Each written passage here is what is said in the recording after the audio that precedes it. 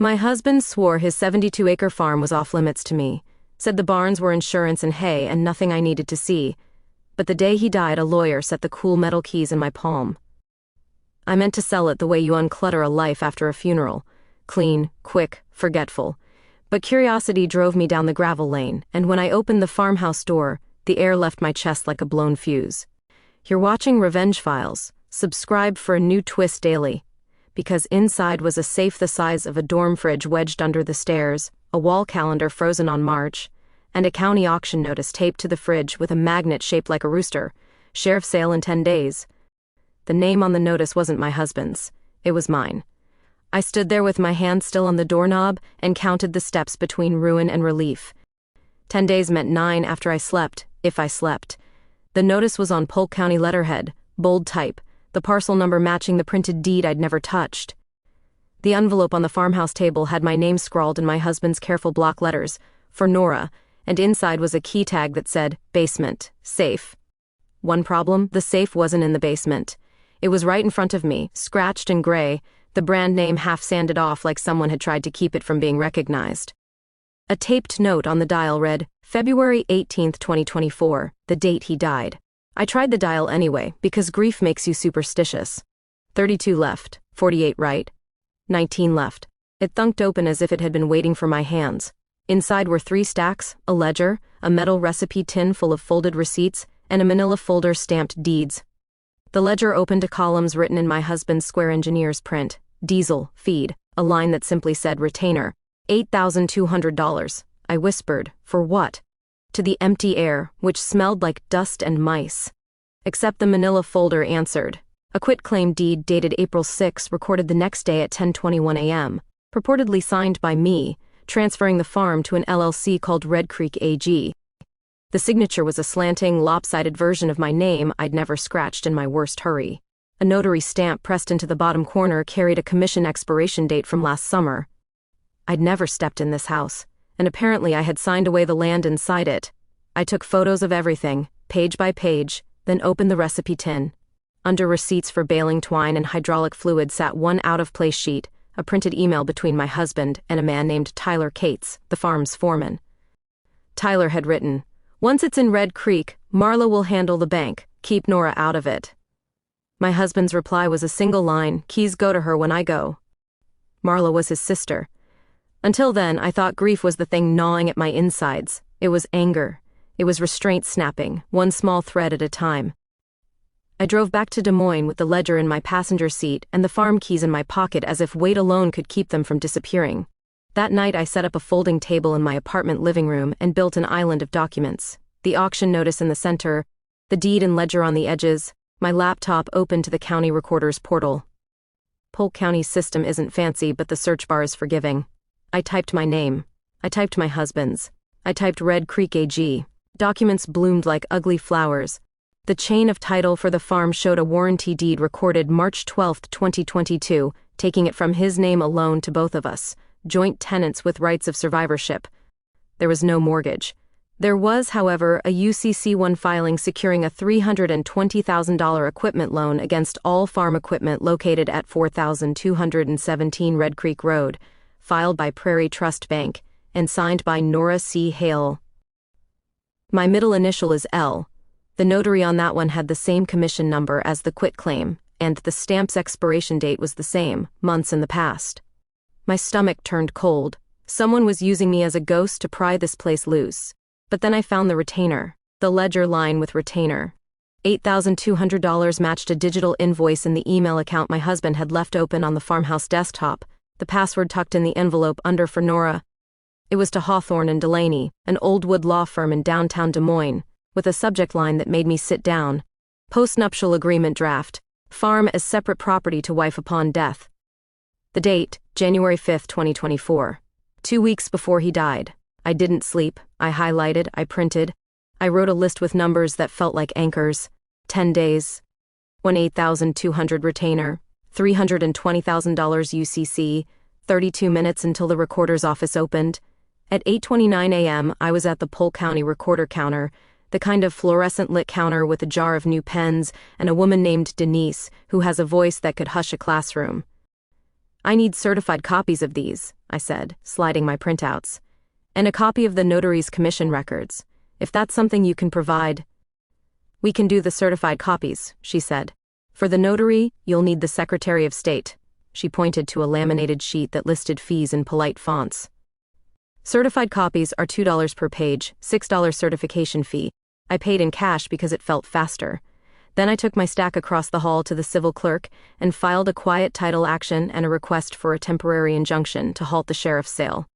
The clerk took my $195 filing fee and stamped a date. Judge will set a hearing, she said, as if the next breath was optional. Likely within 14 days.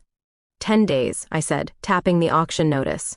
Sale in 10, we'll flag it urgent. She slid a copy back to me. In the meantime, record a lis pendens. That'll at least cloud the title and make anyone think twice. In Iowa, you learn to say complicated Latin words like you grew up with them. Lis pendens went into the recorder at 10:06 a.m., $36, and a sense that I'd sandbagged a river that wanted into my kitchen. One problem, somebody noticed. At 1:42 p.m. my phone rang from a blocked number. You made this harder than it needed to be, a man's voice said. Drop the filings, Nora, sign the release. We'll make the bank go away. Who is this? Silence then, someone who knows what's in your husband's ledger. Click. I'm not brave, I'm stubborn. I took the call log, printed it, and drove straight to Hawthorne and Delaney with a manila envelope and the kind of tight smile that's really a fuse. A partner named Evelyn met me in a conference room whose windows looked down on Walnut Street like a judge. When I laid out the ledger, the quitclaim, and the auction notice, she didn't pretend to be surprised. Your husband retained us to draft a postnup, she said, tapping the invoice. He didn't sign before he passed, but he did sign a letter of intent and a beneficiary deed, transfer on death, to you. It hasn't recorded yet. He gave me the envelope to give you when you were ready. Now is ready, I said. She reached into a file and slid me a sealed envelope with my name in my husband's printed hand. Inside was a single-page beneficiary deed naming me for the farm parcel, dated January 12, notarized by a different notary, commission valid through 2027. We can record it today, she said. It won't retroactively cure a forgery, but it strengthens your position. Who is Red Creek AG? I asked. An LLC filed last summer, she said. Registered agent Tyler Cates, manager Marla Hale. I let the air out slow. His sister and his foreman, I said. They thought he'd leave it to them. Evelyn folded her hands. They also thought you would never come out to the farm. But then, as if to prove the point, the county called. Ms. Hale, a code compliance officer, said, we received complaints about unsafe structures and abandoned equipment at 4217 Red Creek Road. You'll need to address within 10 days. Fines accrue at $500 per day thereafter. Who filed the complaint? I asked, already knowing the answer. Anonymous tip, he said. I put him on speaker and opened my laptop to the farm's driveway camera, the only tech I added that morning, a $89 unit I'd pulled from my closet and screwed into the porch eave because paranoia can be practical. The feed showed a white pickup nosing past the gate and pulling off by the tractor shed. Tyler's truck had a dent in the left rear panel from the time he clipped the co-op's loading dock. The dent was right there, in my grainy little square. I'll be there in an hour, I said, and I'll have photos and receipts to show you what is and isn't a hazard. Bring what you have, he said. We're fair. I arrived before the code officer. Tyler stood by the shed with arms crossed and a smile that licked the edges of his mouth. You were never supposed to be here, he said. Be smart, Nora. Sign the release and you can keep the house in town. The house is a rental, I said, and the farm is mine. Marla's SUV crunched over the gravel and parked beside Tyler. She wore a windbreaker embroidered with a bank logo, small town prestige, stitched in gold thread. We're trying to help you, she said. There are debts you don't understand. Debts you created with my forged signature, I said. The notary stamp expired last July. Did you think no one would notice? Her face flickered, then reset. You'll never prove it, she said. The bank will take the equipment either way. I'm not here to save your tractors, I said. I'm here to save my land.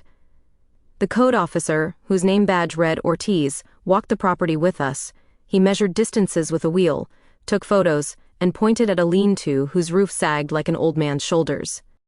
This has to be braced or removed, he said. You have 10 days. He wrote it down. I don't enjoy fines. I enjoy compliance. I took notes of my own. 10 days, I repeated. I'll get bids today. After he left, Tyler leaned in low enough that I smelled motor oil and wintergreen gum. You think the judge will save you? he said. Court takes months. Mine takes hours, I said, tapping my phone. Order of protection. If you step foot on this property again, I'll have the sheriff serve you in front of your buddies at the diner. He laughed, but it frayed at the end. They left. Except when people like that leave, they don't really go. They circle. I spent the next 48 hours moving like a chess clock. I opened a new bank account and froze the old one. I hired a structural contractor who promised bracing within 72 hours and an email to prove it. I paid a handwriting expert a $1,100 rush fee to compare my real signatures with the bank filings. I filed an open records request for code complaints on the property over the last year. I recorded the beneficiary deed Evelyn had given me, $96, and the sound of a gavel I imagined in my head. On the third morning, a letter arrived via certified mail. Release and waiver. It offered me $25,000 to sign away any claim to the farm, waive any complaint against Red Creek AG, and withdraw my filings. The letterhead was a law office in Ames whose tagline was "Solutions Without Litigation." I took a photo and slid the envelope into the ledger, where it would live like a pressed weed, but then someone cut the padlock on the tractor shed. I saw it on the porch camera, a figure in a hoodie at 2:13 a.m., the flash of bolt cutters, the door yawning like a pulled tooth. I called the sheriff, filed a report, and emailed the footage to myself, Evelyn, and the bank's fraud department. Whoever is trying to make you default on code and auction deadlines is also trying to trigger a bank repossession, Evelyn wrote back. Document. Don't engage. The hearing landed on the calendar for June 3, 2024 at 9 a.m., 7 days after the sheriff's sale date. We needed to stop the sale now. Evelyn applied for an emergency injunction, and we drew Judge Kaminsky, a woman with a gray bob and eyes that measured. On May 30th, we stood in her courtroom with boxes and exhibits labeled with blue tape. Exhibit A, warranty deed to both spouses. Exhibit B, beneficiary deed to wife.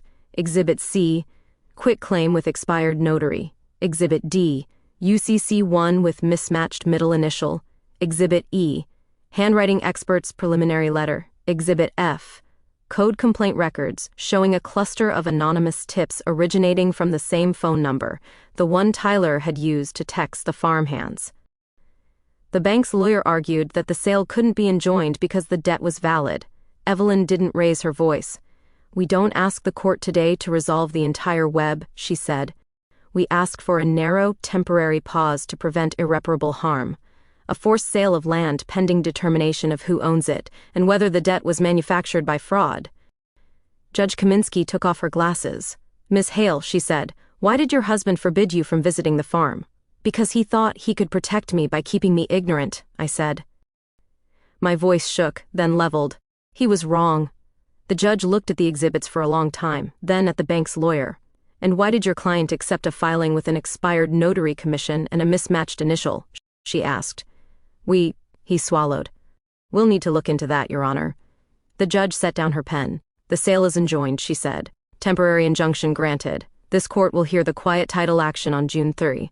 In the meantime, no parties will transfer, encumber, or damage the property. Sheriff is to maintain the status quo. Relief is a physical thing. It softened my knees. It made me realize how hard I'd been clenching my teeth. Outside the courtroom, Tyler waited in the hallway with Marla. He said nothing. She said very softly, "You have no idea what you started." "I have a very good idea," I said. 10 days, 500 a day, 320,000, 8,200. Numbers get heavy when you stack them on the wrong back.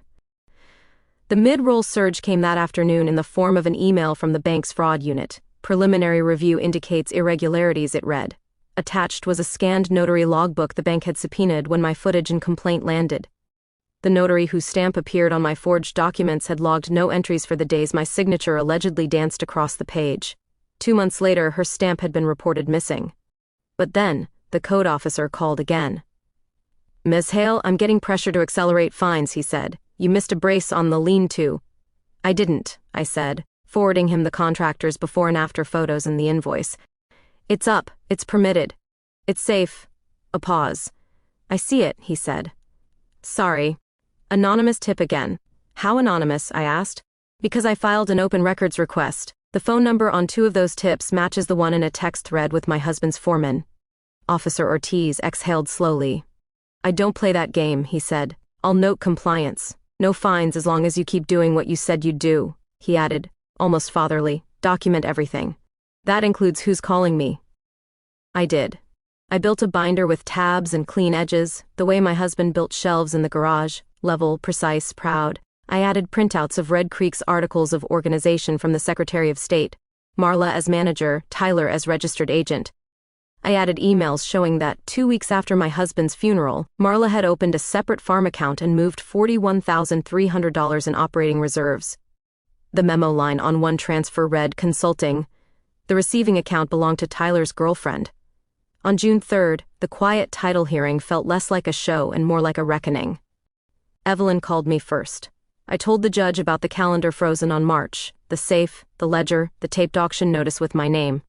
I said, the first thing I did was breathe. Everyone smiled, everyone except Tyler and Marla.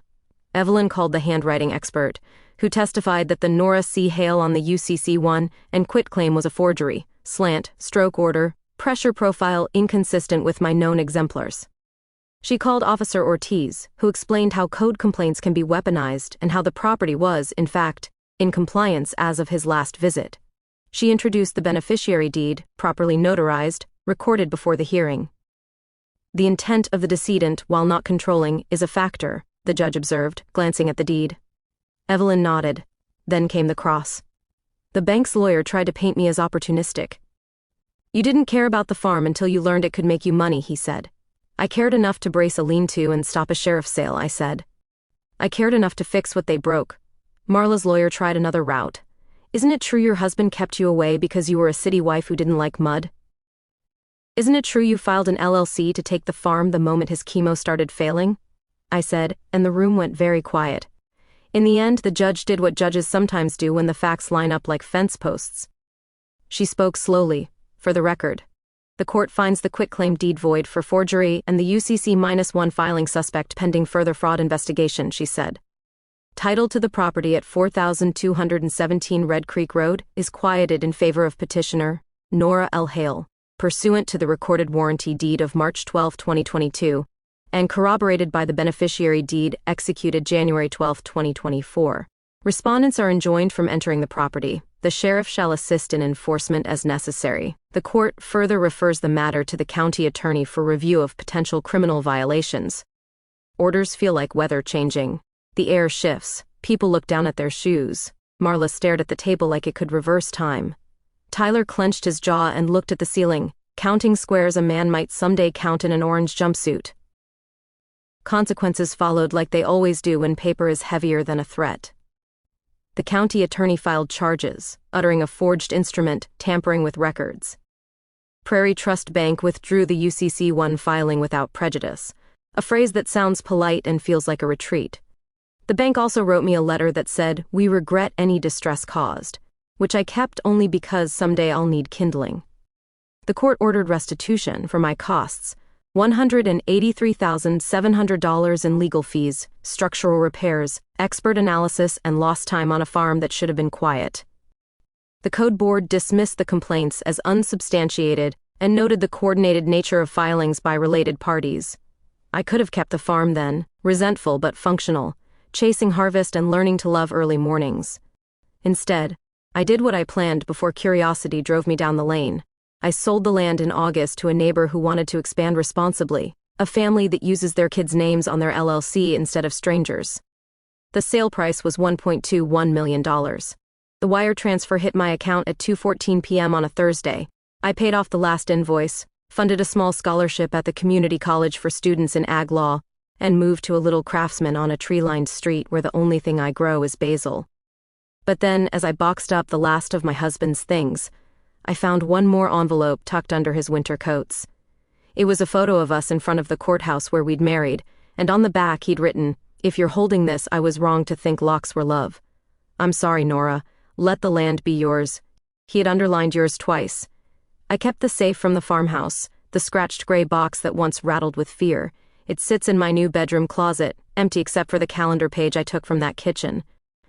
March, a square around the 12th and a question mark. Sometimes at night I think about the door, the first breath I lost, and the second one I learned to take. I thought keys would only open rooms he didn't want me to see. I learned they can lock out people who think you're a ghost you won't be.